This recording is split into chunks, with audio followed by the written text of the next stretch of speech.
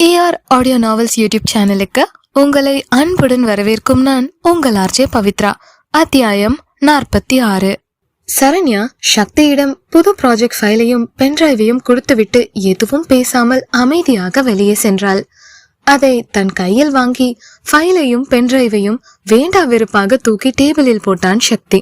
அப்போது அதிலிருந்து ஒரு லெட்டர் வெளியே வந்து விழுந்தது. அதை எடுத்து சக்தி பார்த்தான். சரண்யா தான் வேலையை நிரந்தரமாக விடுவதற்காக சரண்யா எழுதிய ராஜினாமா கடிதம் இருந்தது. அதை பார்க்கவும் சக்தி அதிர்ந்து தன் இருக்கையிலிருந்து எழுந்தவன் வேகமாக தன் கேபினில் இருந்து வெளியே வந்தான். ஆனால் அதற்குள் சரண்யா ஆபீஸில் இருந்து சென்றிருந்தாள். சரண்யா அவளுடைய கேபினில் இல்லாமல் இருக்கவும் திவ்யாவிடம், மிஸ் திவ்யா, மிஸ் சரண்யா எங்க என்று கேட்டான் சக்தி. எங்க போனாங்கன்னு தெரியல சார். திடீர்னு சரண்யா இங்க இருக்கிற எல்லார்கிட்டயும் தன்னால் ஏற்பட்ட சிரமத்துக்கு மன்னிப்பு கேட்டாங்க. அதுக்கப்புறம் எல்லாரும் எனக்கு உதவி பண்ணதுக்கு ரொம்ப நன்றின்னு சொல்லிட்டு ஒரு லெட்டர் எழுதி புது ப்ராஜெக்ட் ஃபைல்ல வச்சு உங்ககிட்ட தான் வந்து கொடுத்தாங்க. உங்க கேபின்ல இருந்து வெளியே வரவும் தன்னோட திங்ஸ் எல்லாத்தையும் எடுத்துக்கிட்டு போயிட்டாங்க என்றாள் திவ்யா. சக்தி வேறு எதுவும் பேசவில்லை. தன் கேபினுக்கு சென்றான். அனைவரும் ஆபீஸ் முடிந்து வீட்டிற்கு சென்றனர். சரண்யா ஆபீஸில் இருந்து வீட்டுக்கு வரும் நேரம் வந்ததும் வீட்டிற்கு வராமல் போக காஞ்சனா சரண்யாவிற்கு போன் செய்தார். ஆனால் சரண்யா மொபைல் சுவிட்ச் ஆஃப் என்று வந்தது. உடனே அவர் சரண்யா வேலை பார்க்கும் இடத்திற்கு போன் செய்தார். அங்கு போன் ஒலித்து கொண்டே இருந்தது. ஆனால் யாரும் எடுக்கவில்லை. ஆபீஸ் போன் ஒலிக்கும் சத்தம் கேட்டு ஏதோ யோசனையில் இருந்த சக்தி சுயநினைவுக்கு வந்து, இந்த போன் சவுண்ட் எங்க இருந்து வருது என்று யோசித்துக் கொண்டு தன் கேபினில் இருந்து வெளியே வந்தான். அது ரிசப்ஷனில் ஒலித்தது. அதை அட்டன் செய்தான். மறுமுனையில் காஞ்சனா, ஹலோ, இது வசுந்தரா குரூப் ஆஃப் கம்பெனி தானே என்று கேட்டார். எஸ் என்றான் சக்தி. அங்க வேலை பார்க்குற என்னோட பொண்ணு சரண்யா இன்னும் வீட்டுக்கு வரல. எப்பவும் ஆபீஸ் முடியவும் வீட்டுக்கு வந்துடுவா. சரண்யா போன் ட்ரை பண்ணன, ஆனா அது சுவிட்ச் ஆஃபா இருக்கு. ஆபீஸ்ல ஏதாவது ஒர்க் அதிகமா இருக்கா என்று சக்தியிடம் கொஞ்சம் பதட்டமாகவே கேட்டார் காஞ்சனா. ஆபீஸ் முடியறதுக்கு முன்ன சரண்யா ஆபீஸ்ல இருந்து போயாச்சே, இன்னுமா வீட்டுக்கு போகல என்று யோசித்து கொண்டிருந்தான் சக்தி.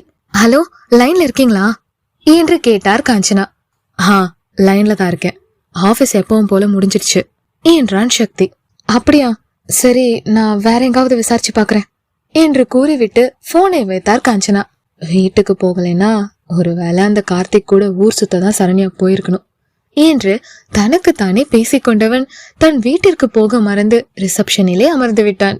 சரண்யா வீட்டுக்கு வராததை காஞ்சனா அர்ஜுனுக்கு போன் செய்து கூறினார்.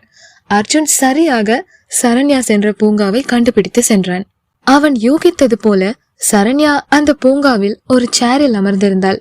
அவள் பக்கத்தில் சென்று அமர்ந்தான் அர்ஜுன்.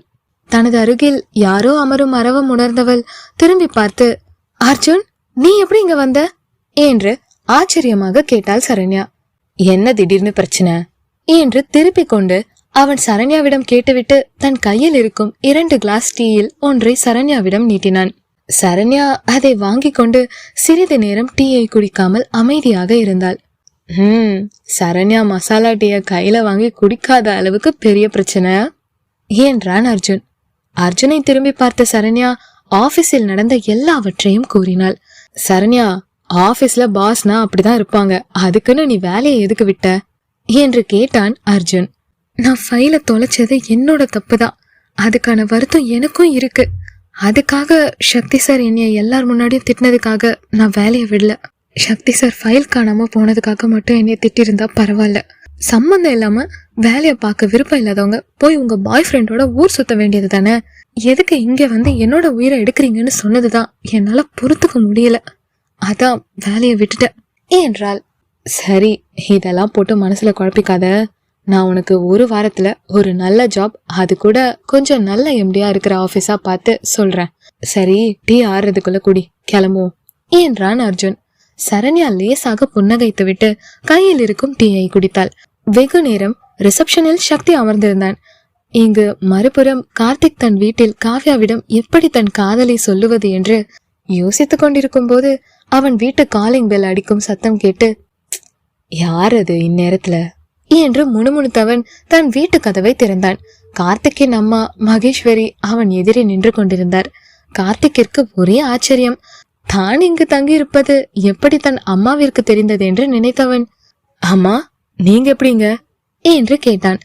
டேய், உன்னோட ஃப்ரெண்ட்ஸ் தான் என்னைய கூட்டிட்டு வந்தாங்க என்றார். என்னோட ஃப்ரெண்ட்ஸா என்று யோசிக்கும் போதே, டேய் ரொம்ப யோசிக்காதடா, நான் தான் அம்மாவை கூட்டிட்டு வந்தேன் என்று ஆனந்த் சற்று தொலைவில் இருந்து அவன் வீடு அருகில் வந்தான். அவனுடன் கிஷோரும் வந்தான். அம்மா நான் வேலை பார்க்குற கம்பெனிக்கு வந்தாங்க, உன்னைய பார்க்கணும்னு சொன்னாங்க.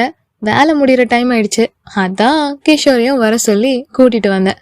என்னடா எங்களை இப்படியே வெளியில நிக்க வச்சு பேச போறியா என்று கேட்டான் ஆனந்த். ஓ சாரி வாங்க உள்ள என்று கார்த்திக் அவர்களை உள்ளே அழைத்து சென்றான். உட்காருங்கம்மா என்றான்.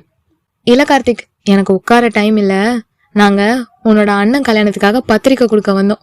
இங்க உள்ள சொந்தக்காரவங்க எல்லாருக்கும் பத்திரிக்கை கொடுத்து முடிச்சிட்டோம். இன்னும் ஒரு வாரத்துல கல்யாணம், அதனால நம்ம சொந்த ஊருக்கு கிளம்பிட்டு இருக்கோம். உன்னையும் கையோட கூட்டிட்டு போக தான் வந்தேன் என்றார் மகேஸ்வரி.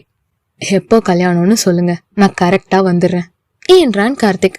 டே என்னடா பேச்சு, இது உன்னோட அண்ணன் கல்யாணம், வந்து 3வது மனுஷன் மாதிரி நின்னுட்டு போவியா? நீ இப்பவே கிளம்பி என்னோட வா, எல்லாரும் சேர்ந்து மொத்தமா போவோம் என்றார் மகேஸ்வரி. அம்மா சொன்னா புரிஞ்சுக்கோங்க, எனக்கும் அப்பாவுக்கும் ஆகாது. அதுவும் இல்லாம எனக்கு இங்க நிறைய வேலை இருக்கு என்றான் கார்த்திக் பிடிவாதமாக. வேலை எல்லாருக்கும் தான் இருக்கு, அதுக்குன்னு எல்லாரும் சுபகாரியம் வீட்டுல பண்ணாமலா இருக்காங்க என்றார் மகேஸ்வரி. அம்மா தான் இவ்வளவு சொல்றாங்கல்ல, நீ கிளம்பு கார்த்திக் என்றான் ஆனந்த். டேய் சொன்னா புரிஞ்சுக்கோடா என்றான் கார்த்திக்.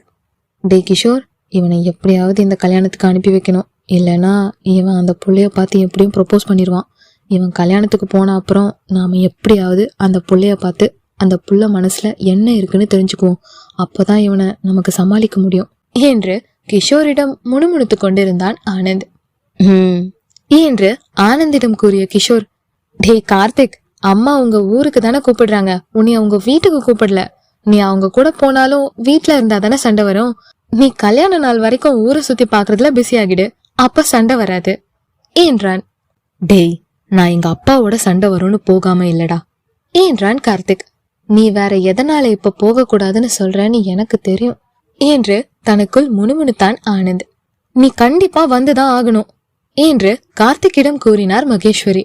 நீங்க போங்க, அவனை நாங்க கூட்டிட்டு வரோம் என்று மகேஸ்வரியிடம் கூறினான் ஆனந்த். சரி இன்னைக்கே கிளம்புங்க என்று மகேஸ்வரி கூறிவிட்டு சென்றார். நான் போய் எனக்கு தேவையான துணிகளை எடுத்துட்டு வரேன் என்று கிளம்பினான் ஆனந்த்.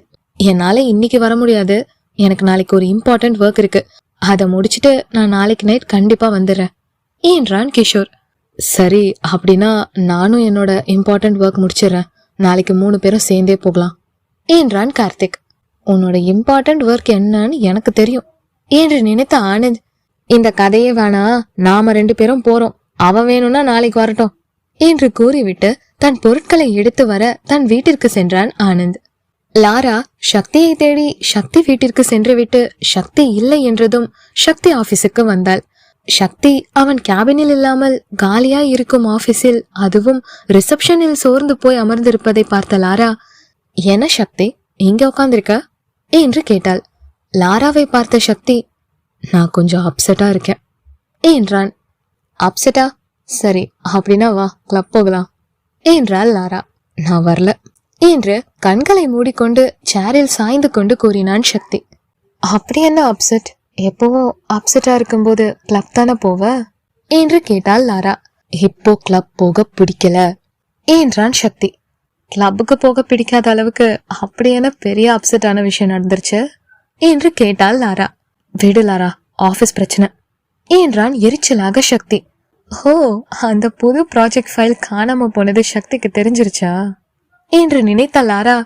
விடு சக்தி, இதுக்கு எதுக்கு அப்செட்டா இருக்க? உன்னோட கம்பெனி ப்ராஜெக்ட அந்த சரண்யா ஏதாவது பெரிய கம்பெனிக்கு எடுத்துட்டு போய் வித்துருப்பா.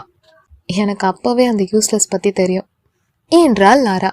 லாரா சொல்ல சொல்ல லாராவை கவனித்த சக்தி, என்னோட கம்பெனில ப்ராஜெக்ட் ஃபைல் காணாம போனதுதான் பிரச்சனை, அத சரண்யா தான் காணாம ஆக்குனாங்கன்னு நான் சொல்லவே இல்லையே. உனக்கு எப்படி தெரியும் லாரா என்று கேட்டான். சரண்யாவை மட்டம் தட்டி காட்ட வேண்டும் என்ற எண்ணத்தில் உணர்ச்சி வசப்பட்டு சக்தியிடம் உளறிவிட்டதை நினைத்து சக்தியிடம் பேச வார்த்தை இல்லாமல் அதிர்ந்து சக்தியை பார்த்தாள் லாரா. இந்த அத்தியாயம் உங்களுக்கு பிடிச்சிருந்தா லைக் பண்ணுங்க, கமெண்ட் பண்ணுங்க, அப்படியே ER ஆடியோ நாவல்ஸ் யூடியூப் சேனலை சப்ஸ்கிரைப் பண்ணுங்க. நன்றி.